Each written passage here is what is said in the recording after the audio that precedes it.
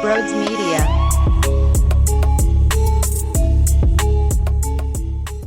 Ugly win, ugly win, ugly win, ugly win. But the most important word I'm saying here is win. They got the victory. Before we break it down, make sure if you're new to the channel, hit that subscribe button, hit the thumbs up button as well. I appreciate all the support. And real quickly, if you're looking to go to NBA, NHL, NFL games, go to SeatGeek. Utilize the promo code BROADS. You're getting $20 off of your tickets. Right there. Bang! $20 off right from the jump. What are fees? Don't worry about the fees. That $20 is basically eliminating them all.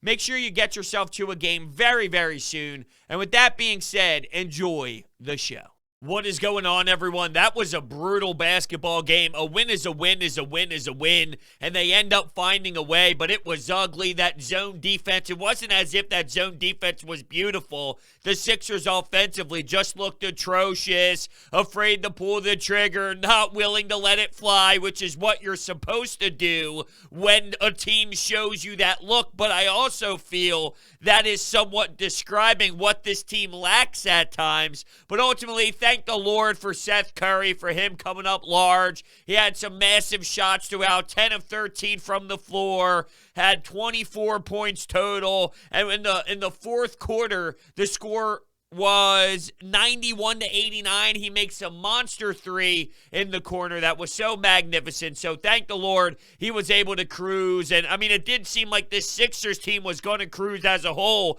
in the first half, but then all of a sudden I blink my eye and I need the savior Andre Drummond in the second half to come alive and help out with a ton of energy, because the Sixers were getting outworked and outcompeted. I couldn't believe it. Wagner was out there making some shots. Suggs was out there being explosive. Now, it's very unfortunate. It looks like he has a fractured thumb, which is disappointing because he's a player. He's a hell of a player. Those two guys individually are definitely something that are going to be fun to watch in this league. But at the end of the day, you know, I'm looking at this from a Sixers perspective, and I see a Joel Embiid that did not do much other than a big block at the end of the game, and he did knock down some free throws. He clearly was not the Joel Embiid that we need to see on a consistent basis. He shot 4 of 16 from the floor, and I guess, you know, when you think about what he did in his first game back, which is log in 40-plus minutes, play 2 overtime periods, I wondered what the long-term effects would be. And I guess this isn't really long-term effects, but how would this snowball into their next effort? And then you saw him not be very smooth at times. I don't know what he's doing with the basketball, and he's on his knees. Luckily, he's able to kick it out by the perimeter, but he's on his knees, and he's trying to find things to do. It just looked very awkward. Some of his shots I thought were eyebrow raising. I don't know. It was off. It was fully off, and that's clear, and you can see by his stat line afterwards that that's not a Joel Embiid type of night. I don't know if it's just the effects of not being on the floor. I don't know if it's as simple as him just playing too much in his first game back. A combination of both, maybe. I don't know. How about overlooking? This is more just from a team perspective, but overlooking the Orlando Magic because they're not very good, knowing you're playing the Boston Celtics on Wednesday. How much of this falls in the category of a typical trap game where emotionally you're just not as high as you need to be, and you're not as prepared, especially when you start off the way that you do, thinking that it would be such an easy victory. You're up double digits. Hey, as long as we keep this, what's that? We're not keeping it up. And then, you know, you're kind of on the seesaw, as Mark Zumoff would say, towards the back half of the game. And quite frankly, it's unacceptable, but I've seen plenty times in this league, and I think Seth Curry said it best. This isn't good enough, and it's unacceptable. A win is important, but this isn't the caliber of basketball that they demand out of themselves, and that's kind of what he was saying. I'm paraphrasing a bit, but that's what he was saying to Kate Scott after the game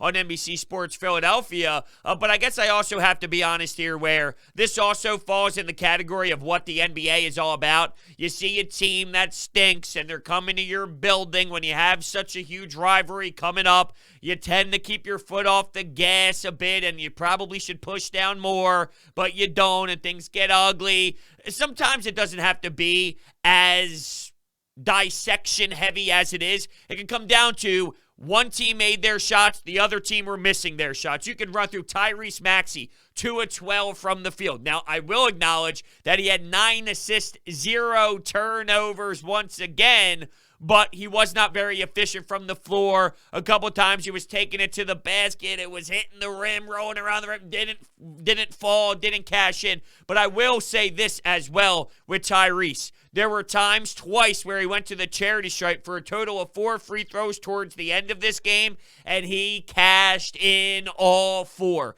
That is our point guard in crunch time, in crucial moments, in a tight basketball game, walking up to that line, give me the damn basketball, nothing but net. So a total of 4 crucial free throws late in this game to help the Sixers pull away with this thing, and I can't pretend that that doesn't matter after the debacle that is of Mr. 2-5. So it clearly wasn't the best shooting night from him, and I think as a team, it's been a while since they were able to be full throttle with their squad. Obviously, $30 million still hanging out, doing whatever the hell he wants to, nonchalantly going about life, I guess. But with this team, it's going to take time to kind of adapt. It's not as if Tyrese Maxey and Joel Embiid have years and years of playing time together. It's going to take time to kind of establish, okay, how do we operate this way? Now Tyrese Maxey's the full-time point guard. That's an extremely important position that is significant to how this team is going to operate, and to act as if they should just snap their fingers and be perfectly cool, calm, and collective and just be automatic nonstop. That's not the case. I love the two-man game between Seth Curry and Joel, obviously. Finding Seth Curry ways to come off the screen and hit some mid-range Jays. When he's up in the air, his form is so smooth and so solid. I love it, and it looks so confident. It's got a lot of swag in it. I really do love when he's on. It's really so damn fun to watch, but the reason I bring that up is the two-man game between those guys. Not that Seth Curry is someone that you rely on as a primary ball handler, but the action that they run, there is chemistry between them. I think Tyrese Maxey and Joel Embiid have to keep working on things to truly find how this is going to work for the long run. And we even mentioned this after their last game against Minnesota. I thought at times Tyrese Maxey deferred, and maybe he could have went full throttle. He could have took another step. He could have been more aggressive with the ball in his hands, but he wanted to make sure Joel got his and things of that nature. That's going to work over time, especially not only is this kid so new and so raw at this position, now you're doing it at the NBA level with a superstar like Joel Embiid. Yeah, naturally and organically, you're going to have to play and let this process kind of feel each other out. And then as Doc Rivers would have to do, get his fingerprints on this and get back to the drawing board, study them, and say, like, hey, go back to the film room with Tyrese and say, this is an area where you could do X, Y, and Z. And then you see another clip, this is an area where you can do X, Y, and Z, and kind of go off of that. So to expect dominance and full-on nothing but perfection, I think, is a bit unfair with such a different floor general. The floor general is basically as important as an NFL quarterback. It sets the tone for your identity as an entire offense. Now, obviously, a quarterback is a quarterback, and it's extremely special and unique in its own right. But you get my point where it dictates what your offense is. It dictates the style of your team. A Chris Paul operating your offense, it clearly has a different demeanor compared to a Russell Westbrook, compared to a James Harden, compared to a Kyrie Irving, compared to a Tyrese Maxey, compared to a Ben Simmons. Think about it. A team with Ben Simmons, you got all the spacers in the world. That's the way you have to at least draw it up because my man doesn't shoot. Think about how that changes your entire life as an offense. So, yes, it is so important and valuable for Tyrese Maxey to continue to grind out these minutes and find the proper way to kind of work with everybody involved. And that's everyone. It's not just Joel Embiid. It's Danny Green. It's Seth Curry. It's Tobias. Tobias had a good first half. He made some nice shots. He cashed in early. And then Mo Bamba, he gets him on a pump fake, and then he attacks the rim as the C kind of parts. And Mo Bamba, I'll tell you what, defensively, he's all over the map, getting blocks, some really nice, solid, sound blocks in there. I'm like, damn, okay. All right, you see the replay. Nothing but perfect ball. You can hear almost, that thud when you get a good block, all ball, no hand, no body, nothing. All ball, that perfect sound it makes. A couple times, it was that. For damn sure. I don't know what that noise was. That was a laugh in the middle of my hiccup because I'm pounding some vitamin water right now, and I'm in that hiccup mode. I got a little bit of the hiccups happening, so I think that's what that noise was. I digress. Danny Green, he didn't have many buckets, but I'll tell you what. When he has a put-back dunk, I'm cracking my ass off. Cracking my ass off? Cracking up? I'm cracking up. That's what I meant to say. I'm thrown into a loop here because of that weird noise my mouth made because of the hiccup. And it's possible it didn't even come off that weird.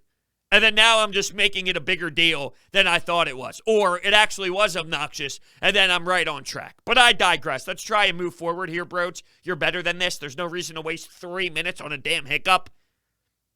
Danny Green, put back dunk. And then he also had a big three. It was the middle of the third quarter, 62-58.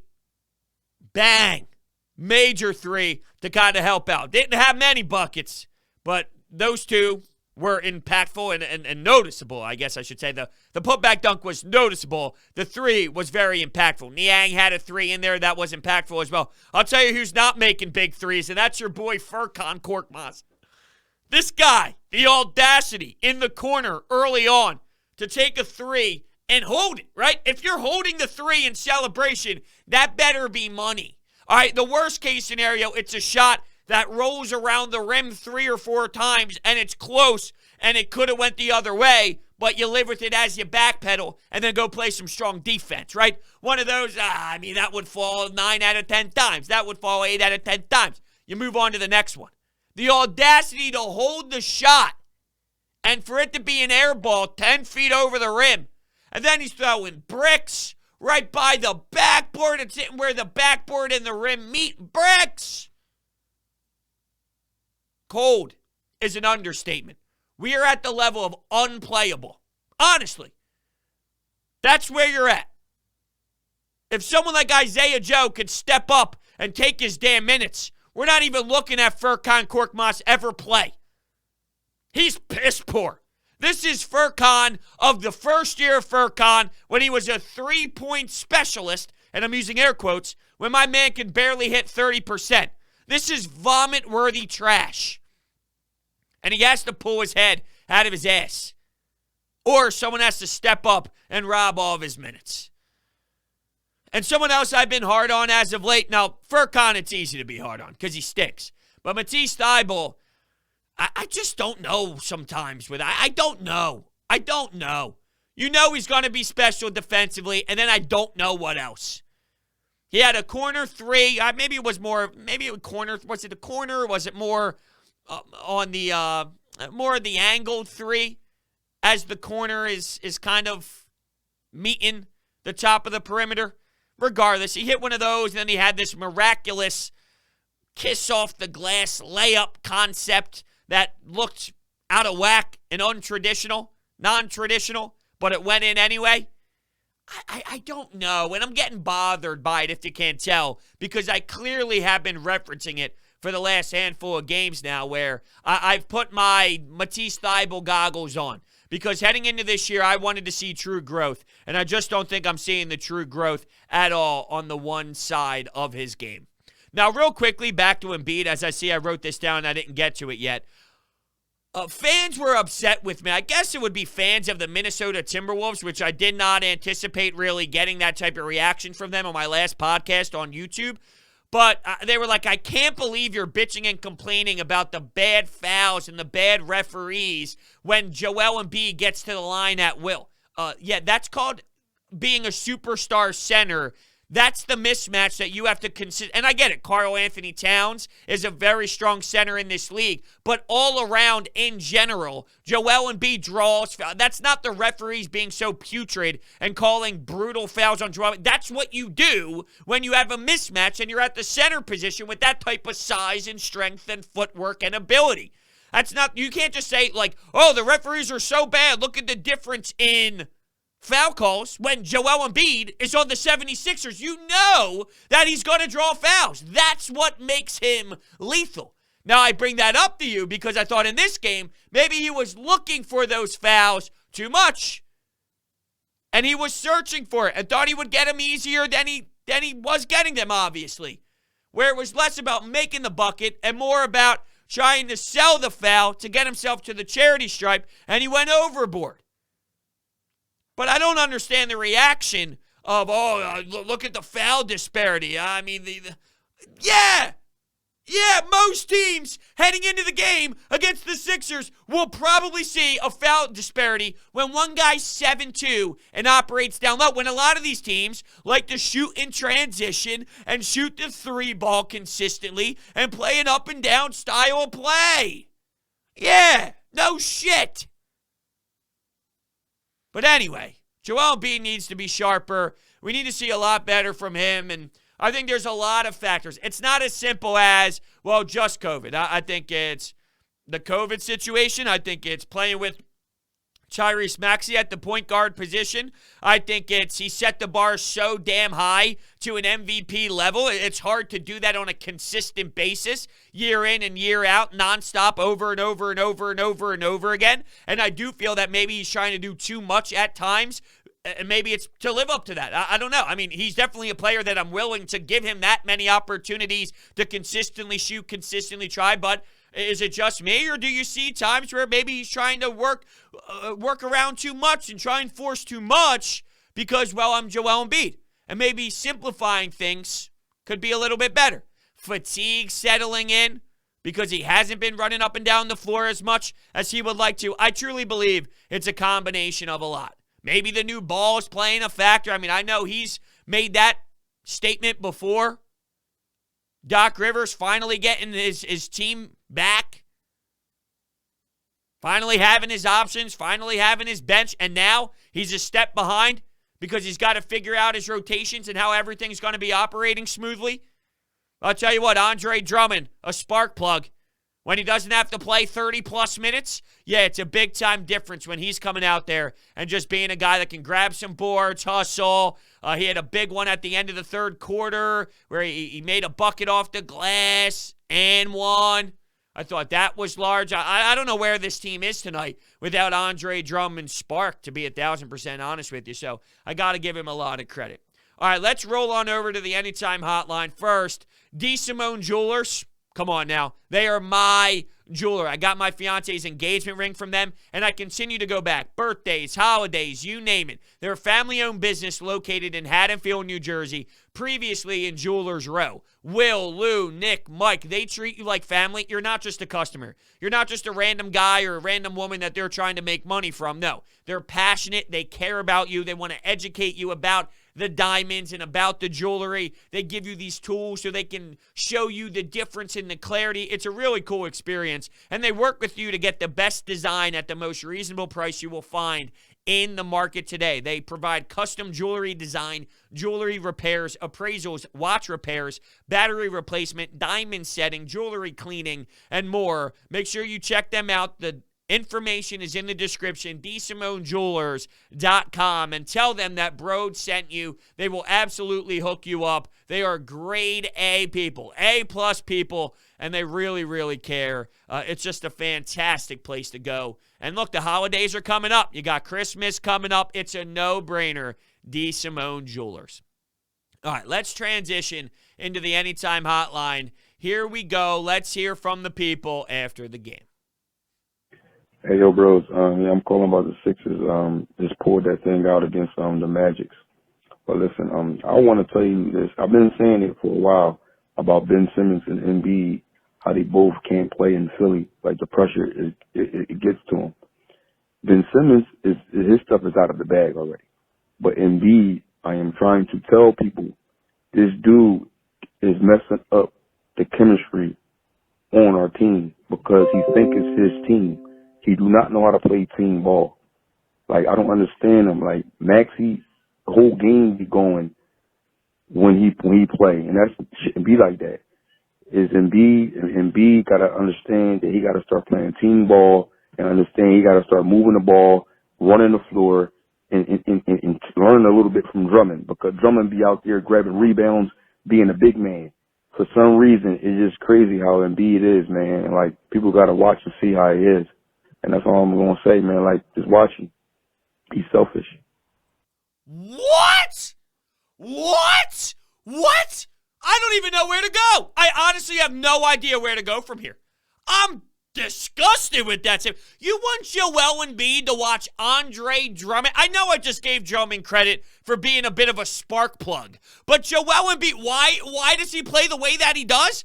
Because he's a hell of a talented player who has such a unique skill set at 7'2" that can face you up, back you to the basket. And look, I understand, I mentioned at times, maybe he's trying to do a little bit too much out there, but at the end of the day, my statement also about how special of a talent he is very warranted. MVP caliber player. You're not where you are today without Joel Embiid. I'm somewhat stunned. I really am. What do you mean that the pressure's too much? The pressure's not too much for Joel. For Joel? What has made you feel that he can't play in this city at all? Now, I mentioned adapting. There is something about a team being molded together as a full-on unit. And yeah, when you change your primary point guard, that is going to need to happen. That is going to be a different feel and a different tone. And Maxey's going to have to figure out when he can pick and choose his battles compared to dumping it off to Joel Embiid and having him go to work so he could get his too. But I'm sorry. This is going way too far. This is going way too extreme. This is Joel Embiid's team. To pass it off to anybody else's team is silly. Maxey's got a high ceiling. There's no doubt about it. His growth is rapid. It's super entertaining. It's fun. And it's legit. There's flaws in his game that's going to get better as he continues to grow and as he continues to log in minutes and play this way, no doubt, over time. He's going to absorb all this information and get better as a player. But to say the statement of, like, this is Joel Embiid's team now.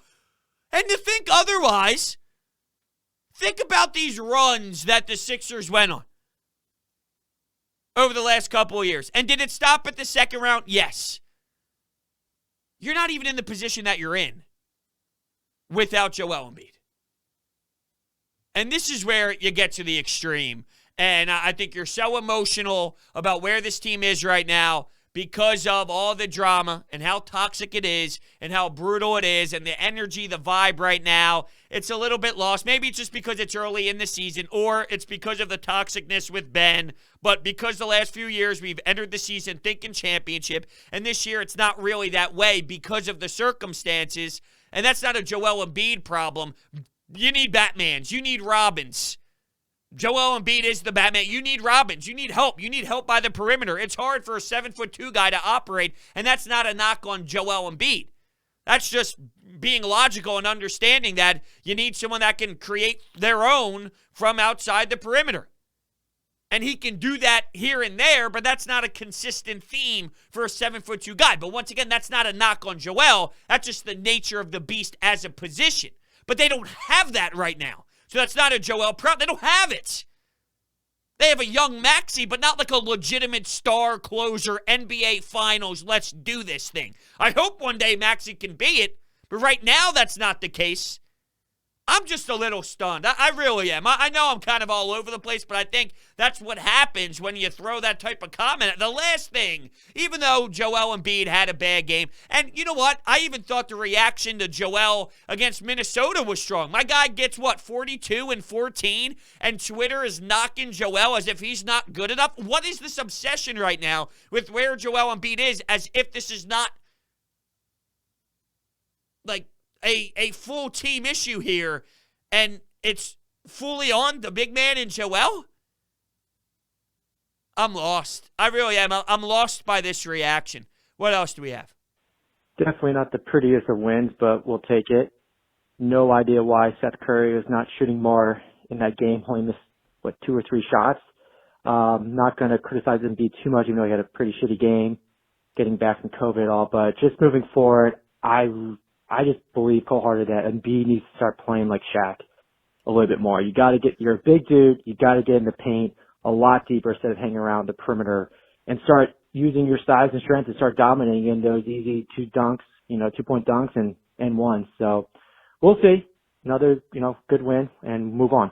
It kind of cracks me up, though, with this whole Shaq thing. And, Joel Embiid is a very special talent. Joel Embiid is not Shaquille O'Neal. Joel Embiid is not someone who's just going to put his back to the basket nonstop, be 2 feet from the basket, and just dunk on people like Shaquille O'Neal. Can he utilize his body more in a way? Yes, but this obsession with whenever he has some slumps and this and that this doesn't work, he can't play this way. Yes, he can. He was an MVP caliber player playing this way. Right now, he's in a bit of a slump. Right now, he's struggling a little bit. But this narrative of whenever things aren't falling and whenever he is trying to do a little bit too much, I get it. Sometimes simplify your game, and maybe it could be a couple possessions to do that. But there is this obnoxiousness that gets taken to the next level of, Embiid, he's playing too far out. This will never work. It's like, where is this coming from? Do you realize what style of game it is today? And do you realize that when you look back at all the other centers in this league and you look at the way the game is played now and how much time he spends posted up, how much time he has his back to the basket in previous years, everyone demands that it's not enough when it's in the upper echelon of the entire league. I get it. At times it's frustrating, this and that. But Joel Embiid is so damn lethal because of his face-up game, because of his jab steps, because of his ability to shoot the three, because of all that. He's having a tough little stretch. I mean, the other day, he puts up 42. He puts up 42 and 14. And here we are critiquing that game as if it's not good enough all around. It's mind-blowing. And I'm sorry, I feel like I'm taking a little bit of my frustration out on you because your call wasn't even nearly as bad as the first call, but that one somewhat lit a spark under me that I can't stop right now. And yeah, I mean, that's basically where I'm at. We take this Joel Embiid criticism where my guy gets 42, 14, and he's awesome. He makes one mistake, and then he's the one that gets the blame when there's guys who aren't making their shots, guys who can't play, $30 million off the cap. I mean, you're just putting your frustration all to one person that I'm talking big picture. Tonight against the Orlando Magic, have at it. I ain't going to stop you. I spent time criticizing him tonight. There's a difference between criticizing a game-by-game scenario and then fully saying that this guy can't play in this city and he can't handle this pressure. I think Joel Embiid can handle this pressure. If he couldn't, he wouldn't be taking shots at the fans the way that he does. You know why he does it? Because he knows he can handle it. When he's tweeting about the fans, this and that. Come on, man. He does that because he knows he can handle it. He's all right. I promise you that, with the emotional side of things. Wow. All right. That kind of, whoo. Wow. All right. That's kind of where we're going to end things here. I want to thank everybody so much for hanging out with me today, listening to this episode of Sports Talk with Broads, and I will see you next time.